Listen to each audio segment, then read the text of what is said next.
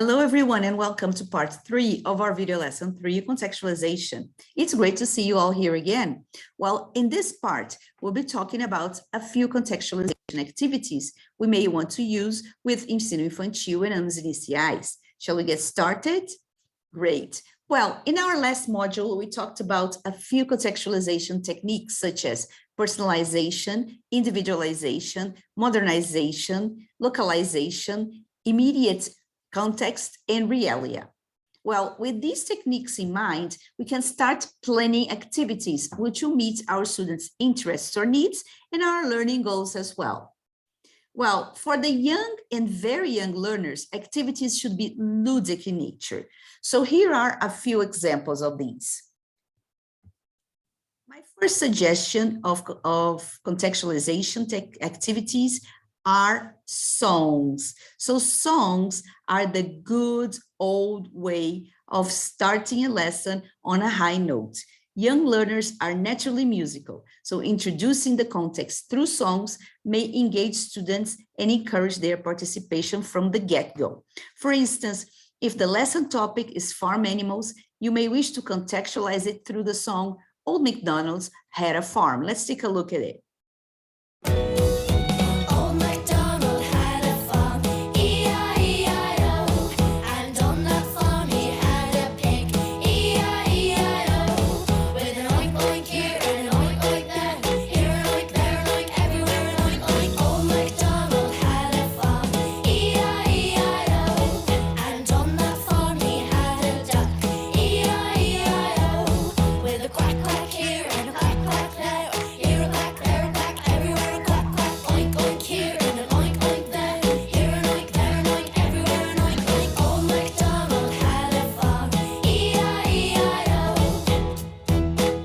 Okay, so this is the song Old MacDonald Had a Farm, and it's a nice way of contextualizing the topic, farm animals and farm-related subjects, and also the language, which is vocabulary related to animals.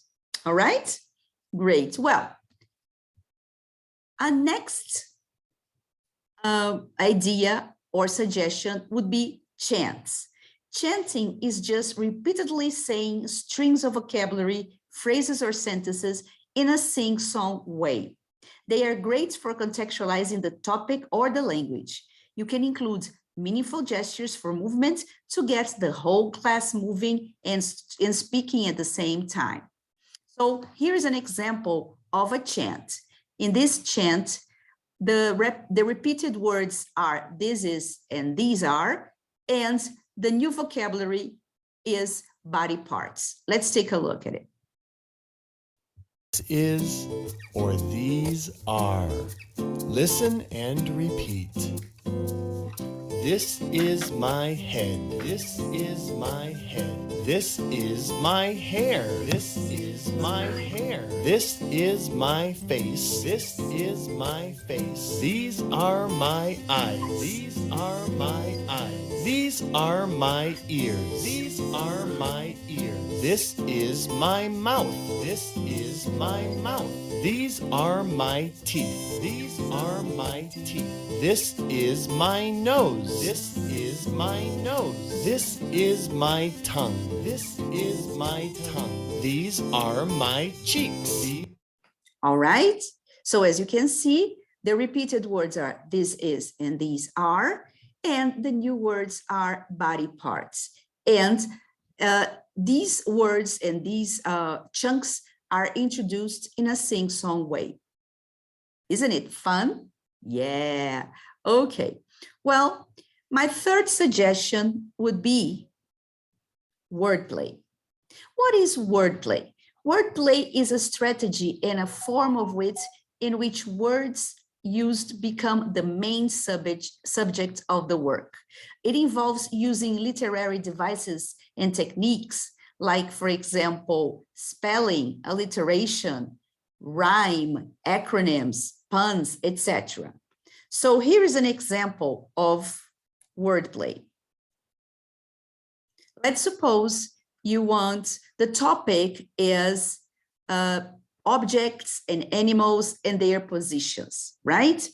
Well, you may want to start the lesson by having students completes the sentences. So for example, where is the cat? It's on the hat. Where is the cat? It's on the hat. Where is the clock? It's under the sock. Where is the clock? It's under the sock. As you can see, rhyme is used to contextualize language and to make this moment a fun moment for students and an engaging moment for students as well, because they will be actively participating in the construction of the song and also the sentence. All right? Great. Well, another suggestion would be storytelling. In some of our lessons, contextualization is done through storytelling. By introducing the topic through stories, students develop language in a meaningful way.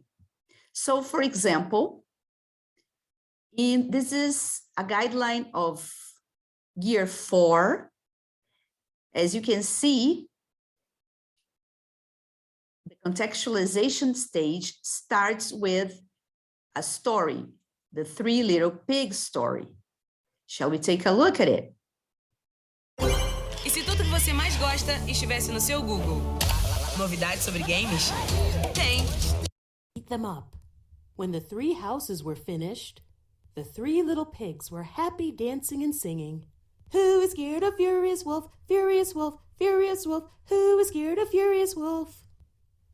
Just as the first little pig reached his door, out of the woods popped up a big, bad wolf. The little pig squealed with fright and slammed the door. Little pig, let me come in, cried the wolf. Okay, so by introducing the story, students engage in the meaning of the story as well, and also learn the new words related to it. Okay, well, moving on, another suggestion would be feely bag. A feely bag involves students feeling objects without seeing them and then guessing what each object might be. So at the beginning of the lesson, you may want to use the feely bag to introduce the topic, right? Or a chunk of language related to the topic. Why not? So here is an example of how to use the feely bag.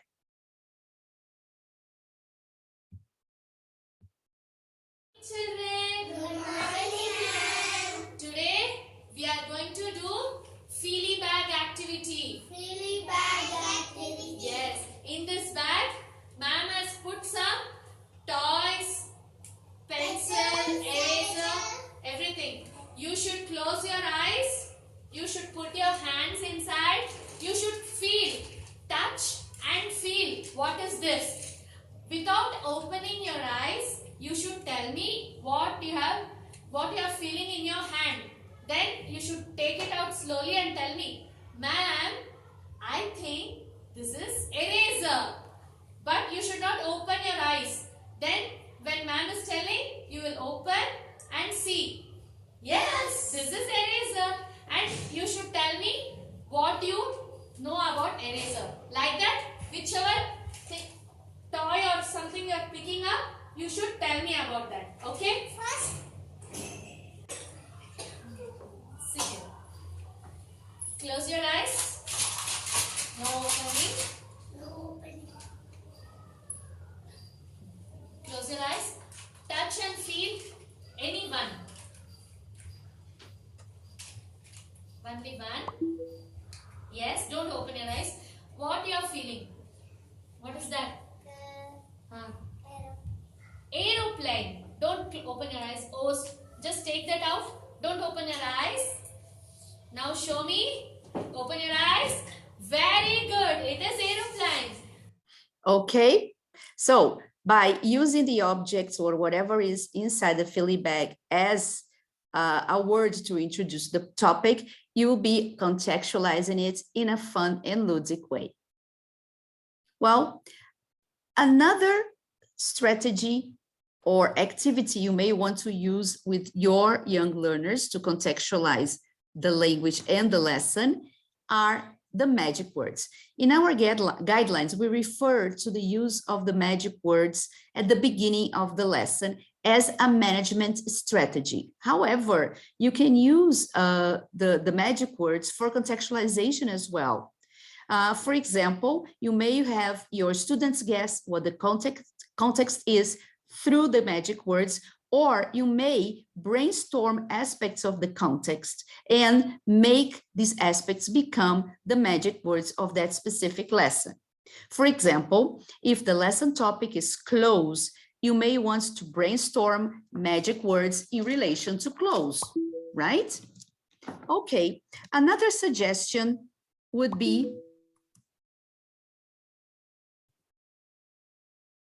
the pretend play.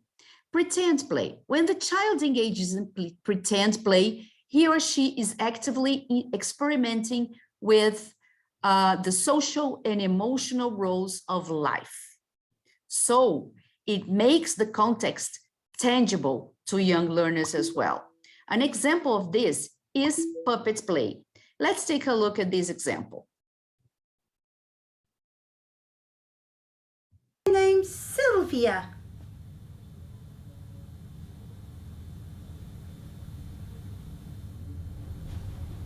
Hi, and I'm Saul.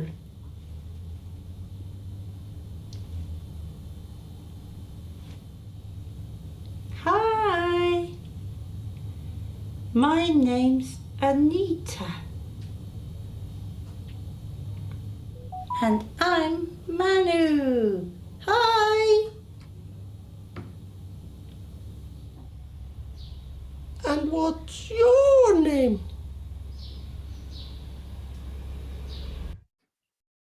Isn't it fun? So the puppets are a way of children pretending they are somebody else, or somebody else pretending they are puppets to children. That's wonderful, right? So make use of pretend play as a contextualization tool as well. Well, last but not least, I'd like to suggest games as contextualization activities for young learners. Contextualization games increase student engagement and satisfaction. So here are a few examples of games you may want to use to contextualize your lesson. Call My Bluff, Simon Says, Hangman, Hot Seat, Copy Me, Tic-Tac-Toe. Well, here are just a few ideas for contextualizing the topic and your lesson through different activities. The important thing is to have in mind that these activities should be fun and ludic in nature, and they should address the techniques we've mentioned before, such as localization, individualization, personalization, realia, modernization, and so on and so forth. Okay, so thank you very much for joining me. This is the end of part 3. And in our next part or next module, we'll be talking about some contextualization activities for anos finais and ensino médio. See you!